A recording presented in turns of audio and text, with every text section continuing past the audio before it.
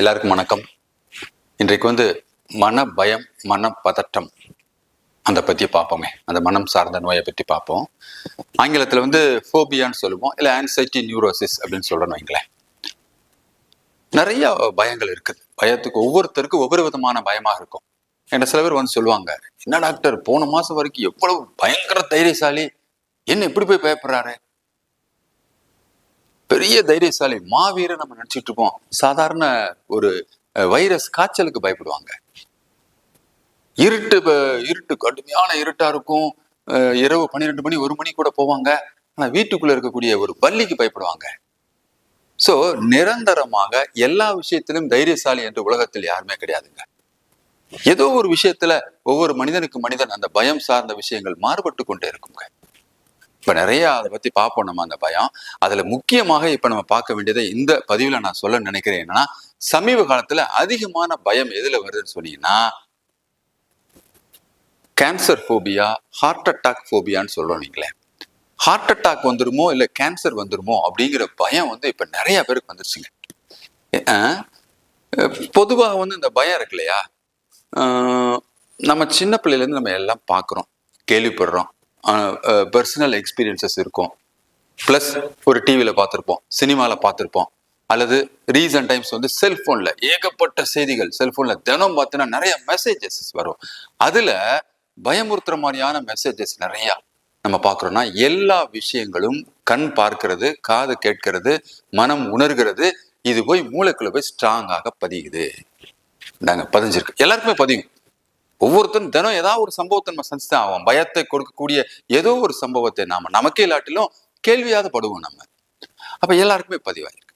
இப்ப பதிவான எல்லாருமே பயத்தோடு வெளிப்படுத்துகிறாளா என்றால் இல்லை. சில பேருக்கு பிரெயின்ல சில கெமிக்கல்ஸ் கொஞ்சம் மாறுபடுகிற பொழுது உள்ள புதஞ்சு கிடக்கக்கூடிய அந்த பயங்கள் வெளிப்பட ஆரம்பிக்கிறது. ஒன்று.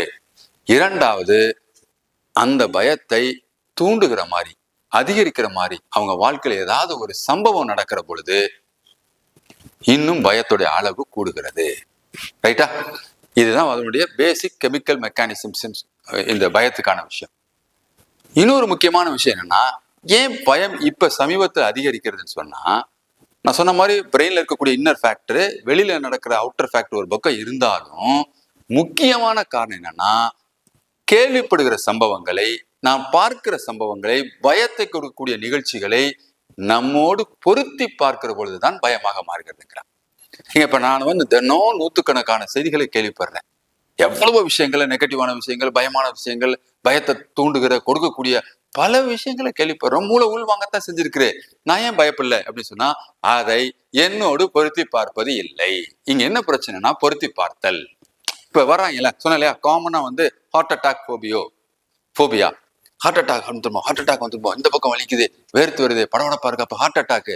என்னன்னா, எங்கோ கேள்விப்பட்டிருப்பாங்க. என்னங்க காலையில 8:30 மணிக்கு பேசிட்டு இருந்தாருங்க, 9 மணிக்கு திடீர்னு மயங்க விழுந்து சுருண்டு விழுந்து செத்து விட்டாரு, என்னன்னு கேட்டா ஹார்ட் அட்டாக். இந்த செய்தியை நம்ம கேட்டிருப்போம், வீடியோல வரும், பார்த்திருப்பான். பார்க்கறத அந்த செகண்ட்ல ஒரு அவேர்னஸ் தெரிஞ்சுக்கிட்டோம், ஒரு செய்தி, ஒரு இன்ஃபர்மேஷன் சொல்லி கடந்து போயிட்டா அது பயமாகாது. ஒருவேளை நமக்கு வந்துருமோ, இதே மாதிரி வந்துருமோன்னு நினைக்கிற பொழுதுதான் அது பயமா மாறுது. அப்படித்தான் டிசீஸ் போபியா இப்ப அதிகமாகி போச்சுங்க.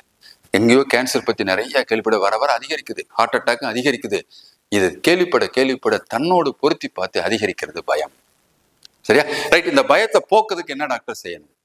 அப்கோர்ஸ் பயம் ரொம்ப அதிகமாயிடுச்சுன்னு சொன்னா, பதட்டமா இருக்கு, படபடப்பா இருக்கு, தூக்கம் இல்லை, என் ரொட்டீன் லைஃப் பாதிக்குது, என்னால குடும்ப வாழ்க்கையில கூட சரியா சில நேரங்களில் ஈடுபட முடியல, என் தொழில், என்னுடைய வேலை, என்னுடைய ஜாப், எதையுமே என்னால போய் கான்சன்ட்ரேட் பண்ண முடியல, சில நேரங்களில் என்னடா லைஃப் இப்படி பயந்து போய் வாழணுமா, பேசாம இறந்துட்டா என்னங்கிற கூட சில நேரங்களில் போயிருதே, இதெல்லாம் அறிகுறியா மாறுதே.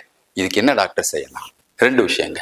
ஒன்று, அதிகமான பயமாக இருக்கிற பட்சத்தில் நவீன மருத்துவம், மனநலம் சார்ந்த மருத்துவத்தில் மிக அழகான சேஃபான மெடிசின்ஸ், சைடு எஃபெக்ட்ஸ் மிக மிக குறைந்த மருந்துகள் நிறைய வந்துருச்சுங்க. அது போய் என்ன அந்த கெமிக்கல்ஸை கரெக்ட் பண்ணுகிற பொழுது ஆட்டோமேட்டிக்கா 80% பய உணர்வுகள் நம்மளை விட்டு போயிடுதுங்க. இரண்டாவது, அது என்ன பண்ணணும்னா ஃபேஸ் பண்றது. எது நமக்கு பயத்தை கொடுக்கிறதோ, நம்ம நிறைய பேர் எப்படி கத்துக் கொடுக்கறோம்னா, இக்னோர் பண்ணு, நெக்லெக்ட் பண்ணு, அவாய்ட் பண்ணிரு. எது அந்த சம்பவமோ அதெல்லாம் அவாய்ட் பண்ணிட்டு வந்துரு, சேஃப் ஆயிருமே நினைக்கிறோம். பட் அதெல்லாம் டெம்பரரியான சேஃப். ஆனா நிரந்தரமாக ஜெயிக்க வேண்டும் என்றால் பயத்தை ஃபேஸ் பண்ணுங்க. எஸ், எனக்கு நோய் பத்தி பயமா வந்துட்டு போதுங்க. இப்ப என்ன அதுக்காக ஹார்ட் அட்டாக் வந்தவனுக்கு வந்த அன்னைக்கு மட்டும்தான் வலி. ஆனா வந்துடும் தினம் தினம் நினைச்சானா தினம் தினம் அவங்களுக்கு என்ன ஆகுது, வலி. தினம் தினம் அவஸ்தை, நிம்மதி போகும். அது விட்டுருங்க, நாளை பற்றி அதையும் யோசிக்காதீங்க. நம்பர் 1, இன்னைக்கு நம்ம கடமை என்ன, அதை செய்வோம். நாளைக்கு நோய் வந்துருமோ நினைச்சு இன்னைக்கு பயப்பட வேணாம். 2வது, எங்கோ நடக்கிற செய்திகளை செய்தியா மட்டும் பாருங்க, நம்மளோட பொருத்தி பார்க்காம விட்டுருங்க. 3வது, ஃபேஸ் பண்ணுங்க. எதுவானாலும் அதை ஃபேஸ் பண்ண தயாராயிட்டீங்கன்னா எத்தகைய செய்தி கேள்விப்பட்டாலும் இந்த காதுல இந்த காதுல போயிடும், பயம் உங்களை விட்டு போயிடுங்க. நன்றி, வணக்கம். இது ஒரு விழிப்புணர்வுக்காக நான் போட்டிருக்கேன். நிறைய பேருக்கு நீங்க தயவு செய்து இதை நீங்க ஃபார்வர்ட் பண்ணுங்க. நிறைய பேருக்கு பயம் அடையட்டும். நன்றி.